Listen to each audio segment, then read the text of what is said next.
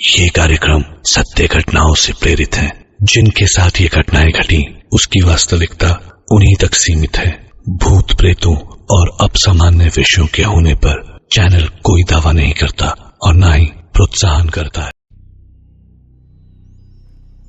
सो hey everyone, कैसे हैं आप सब। मेरा नाम है दीपक विश्वकर्मा और आप देख रहे हैं dark legend horror stories YouTube channel, जहां मैं रोज़ आपको डरावनी कहानियां सुनाते रहता हूं। लेकिन आज की इस वीडियो में मैं आपको एक डरावनी घटना के बारे में बताने वाला हूं, जिसके बारे में मुझे बताया है मेरी एक सब्सक्राइबर ने, जिनका नाम है राधा, जो कि हैं रायबरेली से। तो आइए जानते हैं इस घटना के बारे में। वो बताती हैं कि ये बात है उस वक्त की जब वो अपने मामा के घर पे थी। उस टाइम पे रात के वक्त लाइट नहीं होती थी, ना ही इन्वर्टर होता था, जिसकी वजह से रात में लोग सिर्फ टॉर्च और लालटेन के सहारे रहते थे। उस वक्त बिजली नहीं होती थी। हर कोई अंधेरे के साए में जीने के लिए मजबूर रहता था। शाम के 6 बजे के बाद ही अंधेरा घना हो जाता था और सुंदर से सुंदर गांव एकदम वीरान हो जाता था।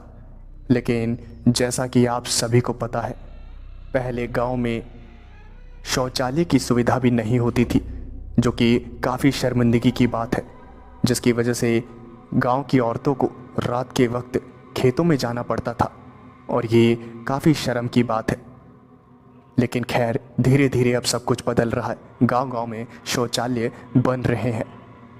लेकिन चलिए खैर, अभी कहानी के ऊपर बात करते हैं। वो बताती हैं कि रात के वक्त जब उनकी घर की सारी औरतें खेतों में जा रही थी, तभी उनसे भी पूछा गया कि आप चलेंगी, जिनके जवाब में उन्होंने हाँ कहा और वो भी जा ही रही थी। तभी उन्होंने कहा कि मैं पानी लेकर आती हूँ, और सारी औरतें वहाँ से जाने लगी। राधा जी ने पानी की बोतल ली। राधा जी ने बोतल को लिया और खेतों की तरफ चल पड़ी। जब वो जा रही थी, तभी अचानक से उन्होंने ध्यान दिया कि जैसे कोई उनका पीछा कर रहा है। उन्होंने आसपास देखा तो कोई भी नहीं था। राधा जी ने सोचा कि शायद ये उनका वहम है और वो आगे चल पड़ी। वो आगे निकली तो उन्होंने देखा जो बाकी औरतें थीं वो दिखाई नहीं दे रही थी। राधा जी को लगा कि शायद राधा जी ने काफ़ी देर कर दी है पानी लेने में, इसलिए सारी औरतें आगे निकल गई हैं। राधा जी भी काफ़ी तेज़ी से आगे बढ़ी। उन्हें यही लग रहा था कि थोड़ी दूर चलने पे जो बाकी की औरतें हैं वो मिल जाएंगी, लेकिन ऐसा नहीं हुआ। काफ़ी आगे चलने के बाद भी उनको उनके घर की कोई भी औरत नहीं मिली। गांव पूरा सुनसान हो गया था और अंधेरा काफ़ी ज़्यादा घना था। हर तरफ सिर्फ अंधेरा ही था। तभी उन्होंने एक औरत को जाते हुए देखा और उनको लगा कि शायद वो औरत और कोई नहीं, उनकी मासी है। और फिर राधा जी उस औरत के पीछे चल पड़ी और उसका पीछा करने लगी। वो औरत रुकने का नाम नहीं ले रही थी। राधा जी ने उस औरत को बार बार आवाज़ लगाई, लेकिन वो औरत बार बार राधा जी को अनसुना करके आगे चले जा रही थी। राधा जी को ऐसा लग रहा था कि शायद वो जो मासी है, क्योंकि वो उस अनजान औरत को अपनी मासी समझ रही थी। राधा जी को ऐसा लग रहा था कि उनकी मासी उनसे नाराज़ है, इसलिए वो ऐसा कर रही हैं। राधा जी उस औरत का पीछा करी जा रही थी और वो औरत है रुकने का नाम नहीं ले रही थी और वो भी चले जा रही थी।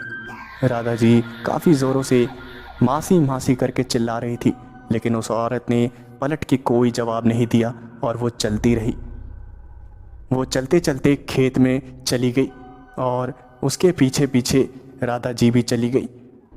वो औरत खेतों में घुसे चली जा रही थी, रुकने का नाम नहीं ले रही थी और राधा जी भी उसी का पीछा कर रही थी। बार बार चिल्लाने पे भी उन्हें कोई जवाब नहीं दे रही थी वो औरत। और आखिरकार वो औरत रुकी और राधा जी उस औरत के पास गई और उन्होंने कहा, अरे मासी, मैं आपको कब से आवाज़ दे रही हूँ, आप रुक क्यों नहीं रही? आपकी वजह से मैं कितना थक गई हूँ, आप तो है रुकने का नाम ही नहीं ले रही थी। और जब राधा जी ये सारी बातें बोल रही थी तो उनकी नज़र उस औरत के पैरों पे गई। तो राधा जी ने देखा कि उस औरत के पैर उल्टे थे, और जब राधा जी ने ये देखा तो उनके मुंह से चीख निकल गई, और जैसे ही राधा जी चीख पड़ी वो औरत वहाँ से तेज़ी से भागने लगी।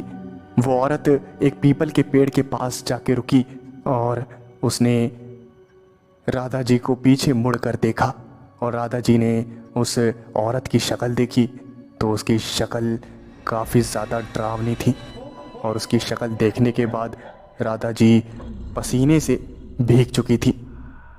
और वो औरत देखते ही देखते उस पीपल के पेड़ के ऊपर ऐसे चढ़ने लगी जैसे कोई जानवर चढ़ता है, और उस पीपल के पेड़ के ऊपर चढ़कर वो औरत कहाँ गायब हो गई राधा जी को कुछ भी समझ नहीं आया, और उस पेड़ के आसपास से काफ़ी डरावनी हंसी की आवाज़ें आने लगी। राधा जी काफ़ी ज़्यादा डर गई थी और जैसे तैसे अपनी जान को बचाकर वहाँ से भागी। राधा जी जब अपने घर पहुँची और अपने घर वालों को ये सब बताया तो सबके होश उड़ गए, और राधा जी की तबीयत काफ़ी ज़्यादा ख़राब हो गई। कई दिनों तक उन्हें बुखार रहा और काफ़ी इलाज के बाद वो ठीक हो पाई, लेकिन वो रात और वो औरत का डरावना सा चेहरा आज भी राधा जी को काफ़ी ज़्यादा डराता है, और वो कहती हैं कि वो उस रात के बारे में सोच कर ही काँप उठती हैं, और वो दुआ करती हैं कि कभी उनकी ज़िंदगी में वैसी कोई डरावनी रात वापस ना आए। तो ये घटना थी जो कि मेरी सब्सक्राइबर के साथ घटी थी, जिनका नाम है राधा। तो मैं उनका शुक्रिया अदा करता हूँ कि उन्होंने इस डरावनी घटना के बारे में मुझे बताया, और अगर आपको भी कोई ऐसी डरावनी घटना के बारे में मुझे बताना है और आप चाहते हैं कि मैं उस पर वीडियो बनाऊं, तो आप मुझे मेरे इंस्टाग्राम पर मैसेज कर सकते हैं।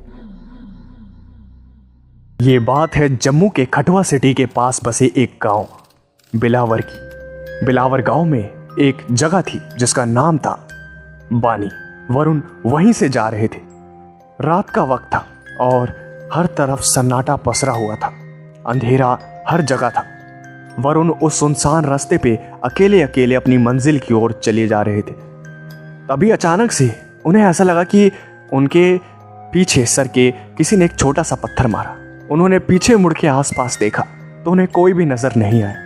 पहले तो उन्हें ये सब अपना वहम लगा और वो आगे चलते रहे। उन्होंने इस बात को इग्नोर किया। उनकी मंजिल थी उनका घर, जो कि अभी बहुत दूर था, इसलिए वो चले जा रहे थे। वरुण ने अपनी जिंदगी में इतना सुनसान और डरावना रास्ता कभी नहीं देखा था। वो सुनसान रास्ता ऐसा था कि जैसे अभी पता नहीं कहां से भूत प्रेतों की बारात उस रास्ते से निकलने लगेगी। इतना डरावना मंजर होने के बावजूद भी वरुण काफी हिम्मत के साथ आगे बढ़ रहे थे। तभी अचानक से उन्हें एक आदमी नजर आया और उस आदमी को देख के वरुण को थोड़ा चैन मिला। उन्हें लगा कि चलो अब डर थोड़ा कम होगा। वरुण को ऐसा लगा कि इनके साथ बातें करते करते आगे चलते रहते हैं, डर भी कम लगेगा और साथ ही साथ रास्ता भी कट जाएगा। वो उस आदमी के पास पहुंचे ही थे, तभी उन्होंने उस आदमी की शक्ल देखी। उस आदमी की शक्ल बिल्कुल भी नॉर्मल नहीं थी। वो आदमी दिखने में काफ़ी ज़्यादा भयानक था। इसी वजह से वरुण ने उससे बात करने का फैसला तुरंत कैंसिल कर दिया और आगे बढ़ते रहे। लेकिन उस आदमी ने वरुण को देख लिया और कहा कि कहाँ जा रही हो? वरुण ने तो सबसे पहले इस बात का जवाब देना ठीक नहीं समझा और वो आगे बढ़ते रहे। उन्होंने उस आदमी को इग्नोर किया क्योंकि वो आदमी शक्ल से ही ठीक नहीं लग रहा था। वरुण काफ़ी आगे तक आ गए और उन्होंने पीछे मुड़ के देखा तो वो आदमी वहाँ पर नहीं था। उन्हें थोड़ी चैन की सांस आई कि चलो उस आदमी से तो पीछा छूटा। लेकिन तभी अचानक से उन्होंने देखा कि वो आदमी उनसे आगे है। इतना भयानक मंजर देख के वो थोड़ा घबरा गए क्योंकि वो आदमी तो उनके काफ़ी पीछे था और अचानक से वो उनके आगे कैसे आ गया। वरुण इसी बात को सोच रहे थे, तभी अचानक से वो आदमी उनके पास आकर बोला कि कहाँ जा रही हो? मुझे भी बताओ, क्या पता हमारी मंजिल एक ही हो। वरुण ने भी हिम्मत करके कहा कि मैं अपने घर की ओर जा रहा हूँ और वो घर बहुत दूर है और मुझे जाना है, अभी मुझे देर हो रही है, इसलिए मुझे जाने दो। मेरे पास फालतू समय नहीं है आपसे बात करने के लिए। तभी अचानक से वहाँ बिजली कड़कने लगी और मौसम खराब होने लगा। तेज़ हवाएं चलने लगी और उस आदमी ने कहा कि मौसम खराब हो गया है, हमारे साथ हमारे घर चलिए, जब मौसम ठीक हो जाए तब अपने घर की ओर निकल जाना। वरुण उस आदमी के घर जाना नहीं चाहता था, इसलिए वरुण ने मना किया। देखिए, मैं आपके घर नहीं जाना चाहता। आपने इतना मेरा ख्याल रखा, मेरे बारे में इतना सोचा, उसी के लिए धन्यवाद। अब मुझे अपने घर जाने की इजाज़त दीजिए, मैं अपने घर जा रहा हूँ। ऐसा बोल के वरुण कुछ कदम चला ही था, तभी अचानक से उस आदमी ने वरुण के कान में फुसफुसाते हुए कहा कि ऐसे कैसे, तुम्हें मेरे घर चलना पड़ेगा। उस आदमी ने वरुण को धमकाते हुए कहा कि अगर वो नहीं गया तो वो वरुण को वहीं मार देगा। वरुण पहले तो थोड़ा घबरा गए और उनके पास कोई रास्ता नहीं था। वो उस आदमी के साथ चलने लगे और काफ़ी दूर जाने के बाद उन्होंने देखा कि वो आदमी एक झोपड़ी के आगे रुक गया जो कि जली हुई थी। उस आदमी ने कहा कि गरीब की कुटिया में स्वागत है आपका, आइए हमारे घर में अपने कदम रखिए। वरुण को उसका घर बिल्कुल भी ठीक नहीं लग रहा था। उसका घर बाहर से ही जला हुआ था और ऐसा लग रहा था जैसे उसमें कोई इंसान तो रह ही नहीं सकता। तो ये आदमी न जाने कैसे रह रहा है। वरुण ने उस आदमी से कहा कि वो टॉयलेट करके आ रहा है और फिर उस आदमी ने हंसते हुए कहा कि साहब जल्दी आइएगा, यहाँ पर जंगली जानवर बहुत घूमते, क्या पता आपको खा जाए। वरुण को ये बात काफ़ी ज़्यादा अजीब लगी और वो टॉयलेट करने के लिए चले गए। लेकिन टॉयलेट करना तो सिर्फ बहाना था। जैसे ही वो थोड़ा दूर पहुंचे वो वहाँ से भागने लगे। उन्हें पता था कि वो आदमी बिल्कुल ठीक नहीं है, वो थोड़ा साइको है, वो हो सकता है वरुण को नुकसान पहुंचा दे। यही सब सोच के वो वहाँ से भागने लगे। लेकिन वो जितनी भी तेज़ भाग रहे थे उनके कानों में एक ही आवाज़ आ रही थी, कोई फायदा नहीं है साहब, मत भागिए, मत भागिए साहब, मत भागिए। वरुण काफ़ी तेज़ी से भागता हुआ काफ़ी किलोमीटर बाद उसने रुकने का फैसला किया और उसने चैन की सांस ली। वो सुनसान रास्ता अभी भी जारी था। तभी अचानक से उस आदमी ने उसके कान में कहा कि साहब क्यों अपनी ताकत पर बात कर रहे हैं, मैंने कहा ना भागने का कोई फायदा नहीं है, भागिए मत।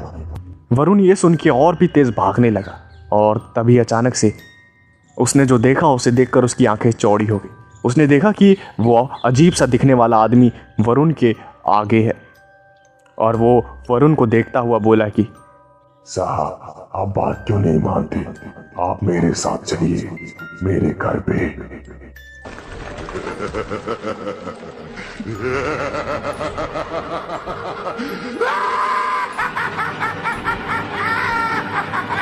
वरुण फिर से भागने लगे। तभी अचानक से उस आदमी ने वरुण का गला पकड़ लिया और काफी तेजी से घोंटने लगा। वरुण को कुछ समझ नहीं आ रहा था कि वो क्या करे और वो आदमी पागलों की तरह हंसे जा रहा था।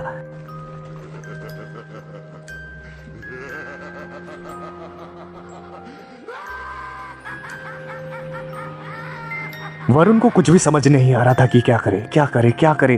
तभी अचानक से उनके पॉकेट में एक लाइटर था और डूबते हुए को तिनके का सहारा, यही सोचकर उन्होंने वो लाइटर निकाला और वो लाइटर कांच का था।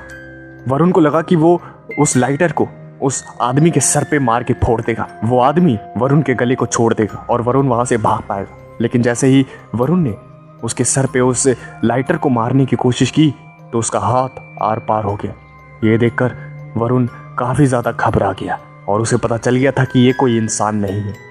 वरुण का दम घुट रहा था और उसने ऐसे ही दम घुटने की वजह से उस लाइटर को जला दिया और उस लाइटर को जलता हुआ देख के वो आदमी वहां से पागलों की तरह चिल्लाता हुआ भागने लगा।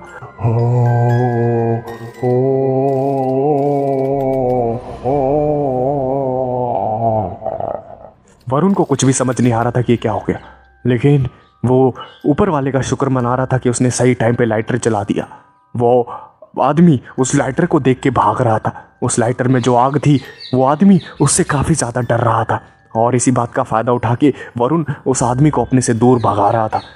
और वरुण ने जब देखा कि वो आदमी उसके आसपास नहीं है तो कई किलोमीटर तक भागने के बाद वो रास्ता कंप्लीट हुआ और फिर वो थकान के मारे वहीं पर चक्कर खा के बेहोश हो गए।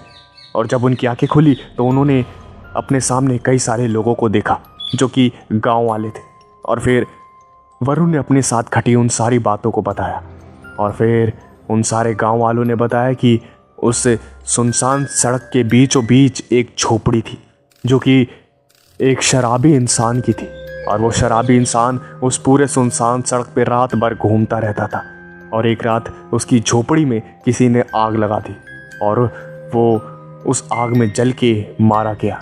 तब से कहा जाता है कि उस आदमी की आत्मा उस सुनसान सड़क पे घूमती रहती है। उससे बचने का सिर्फ एक ही तरीका है और वो है सिर्फ आग। ये सुनते ही वरुण के सांस में सांस आई कि आखिरकार उसके पास लाइटर था और वो शुक्र मनाने लगा कि वो बच गया।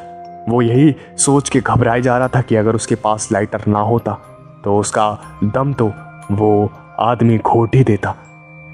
और उस दिन के बाद से वरुण उस रास्ते की तरफ चलना तो क्या, देखना भी पसंद नहीं करते। और उस रास्ते का नाम सुनते ही उनकी आंखों में डर साफ साफ देखा जा सकता है। तो मैं उम्मीद करता हूँ ये वीडियो आपको पसंद आई होगी। तो वीडियो अगर आपको पसंद आई हो तो वीडियो को लाइक करना और चैनल को सब्सक्राइब करना ना भूलें। मैं मिलता हूँ आपसे नेक्स्ट वीडियो में। Thanks for watching.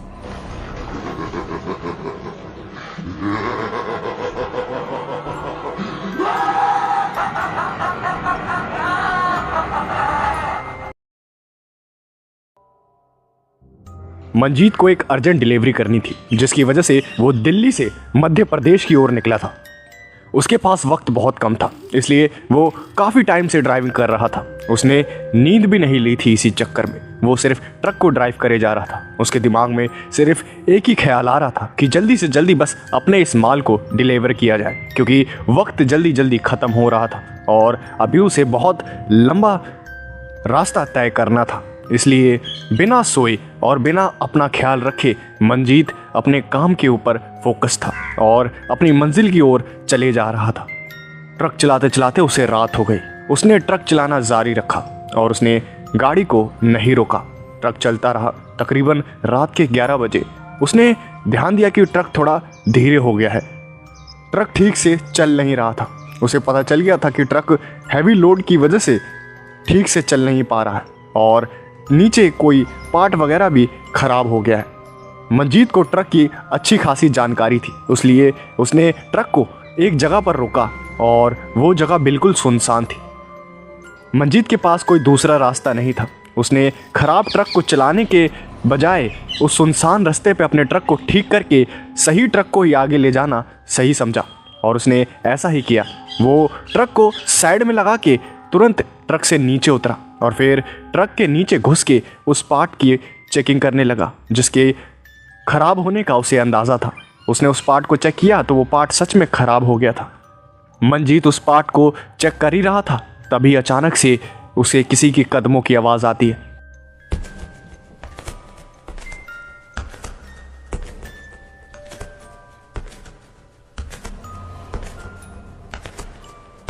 जैसे कोई उसके पास आ रहा हो। उसे लगा कि शायद कोई आया है और उसने ट्रक के बाहर झांक के देखा तो वहाँ पर दूर दूर तक कोई नहीं था। कुछ था तो सिर्फ अंधेरा और सन्नाटा। फिर मंजीत को लगा कि शायद ये उसका वहम है, इसलिए उसने इस बात को इग्नोर कर दिया और वो वापस से उस पार्ट को रिपेयर करने के लिए लग गया। लेकिन कुछ सेकंड बाद ही वो कदमों की आवाज़ वापस आने लगी।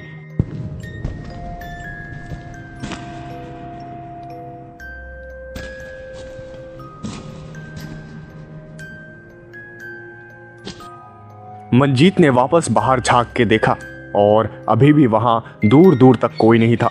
मंजीत को अपनी आंखों पे यकीन नहीं हो रहा था। उसने अपने कानों से किसी के चलने की आवाज़ उसने सुनी थी, लेकिन अब वो अपनी आंखों से देख रहा है पूरी जगह, हर जगह, तो वहां कोई भी नहीं था।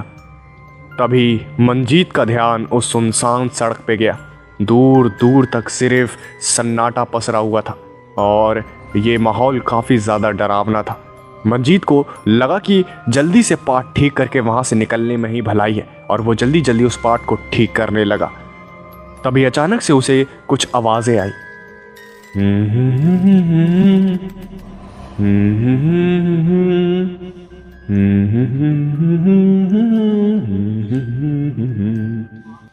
मंजीत तुरंत बाहर निकला और उसने देखा तो वहाँ कोई भी नहीं था।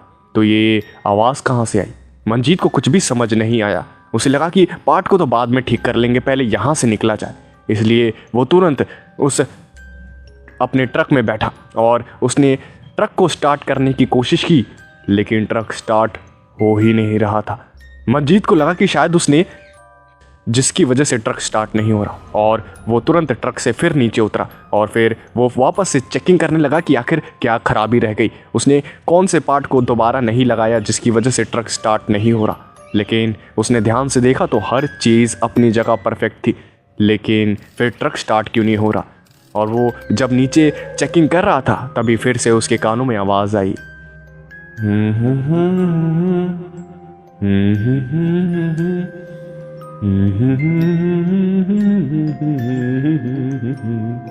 मंजीत फिर से डरता हुआ बाहर निकला और उसने इस बार देखा तो कहीं दूर एक शराबी जिसके हाथ में दारू की एक बोतल थी, वो लड़खड़ाता हुआ चले जा रहा था और वो चलता हुआ मंजीत के ट्रक की तरफ ही आ रहा था। लेकिन घबराने वाली बात तो यह है कि उतनी दूर से उसके गुनगुनाने की आवाज़ यहाँ तक कैसे आ रही है। मंजीत के कानों में वही आवाज़ आ रही थी।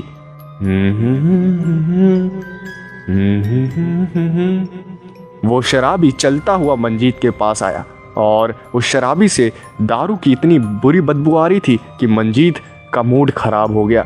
उसने उस शराबी को इग्नोर करना ही ठीक समझा, लेकिन उस शराबी ने मंजीत को देखा और बोला कि पियोगे क्या भाई?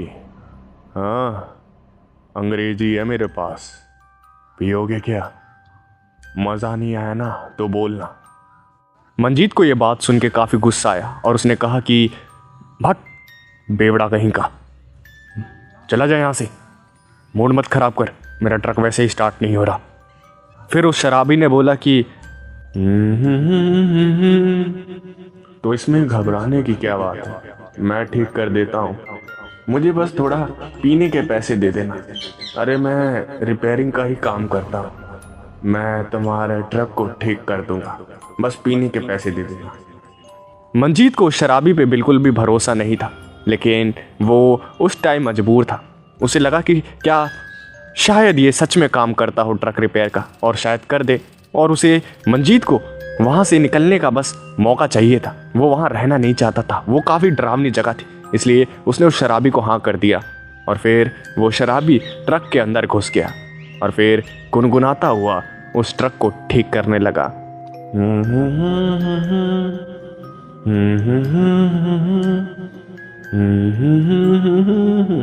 उस शराबी को ट्रक के नीचे 10 मिनट बीत गए और फिर मंजीत को ऐसा लगा कि आखिर क्या हो गया, वो शराबी नीचे ट्रक के कर क्या रहा इतनी देर से। और फिर जब मंजीत ने नीचे देखा ट्रक के तो उसकी आंखें चौड़ी हो गई, क्योंकि ट्रक के नीचे कोई था ही नहीं। वो शराबी आखिर कहाँ गया? मंजीत आसपास देखने लगा, उस शराबी का दूर दूर तक नामो निशान नहीं था। तभी अचानक से मंजीत के कानों में एक आवाज़ आई,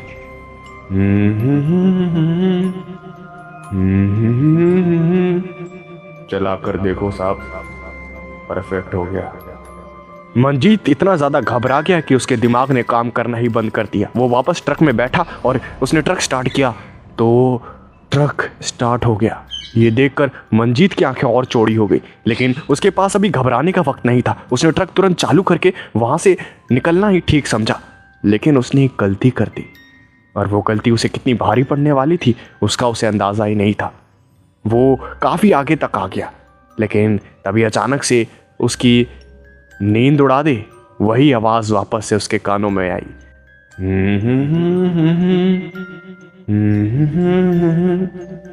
क्या साहब, काम करवा लिया? पैसे नहीं थी? ऐसा क्यों करते हो साहब? मंजीत चारों तरफ देखने लगा। वो पूरा अकेला था, वो अकेले ही ट्रक ड्राइव कर रहा था, लेकिन फिर ये शराबी की आवाज़ आ कहाँ से रही थी उसको कुछ भी समझ नहीं आया। मंजीत ट्रक चलाता रहा, लेकिन तभी अचानक से वो शराबी चलता हुआ उस ट्रक के सामने आने लगा।